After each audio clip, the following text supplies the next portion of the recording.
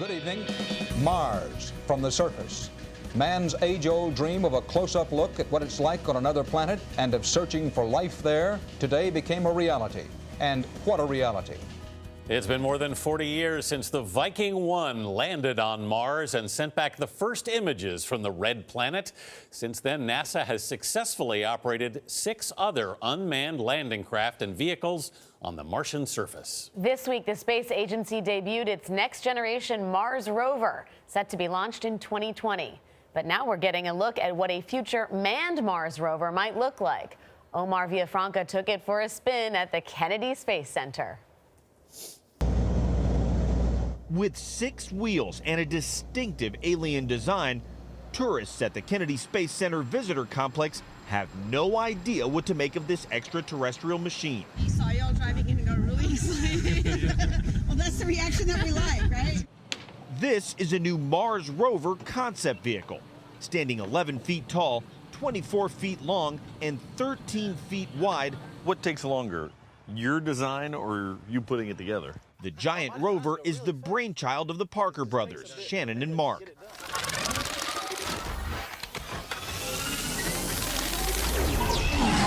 The two made their names in Hollywood, designing and building movie props, most notably the futuristic motorcycles in the movie Tron.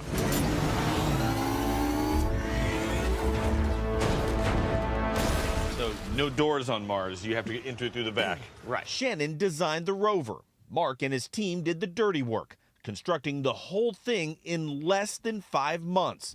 There is almost nothing on this vehicle that was not built in our shop. I mean, down to every little bracket and tab.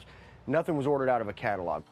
We built the body, the chassis, the suspension, the wheels, the frame, the interior, the seats, the glass, everything on this vehicle had to be built completely from scratch. Some of this was just for design, just for it to look cool. Other things I thought, this is kind of important to have. I'm being very delicate with it, but this is the speed you would end up going on Mars. You're not flying. Are you excited about The inside of the rover seats 4 and drives like an SUV. But there's also a mock lab in the back where astronauts could conceivably conduct experiments. Some of the features were designed with exploration in mind.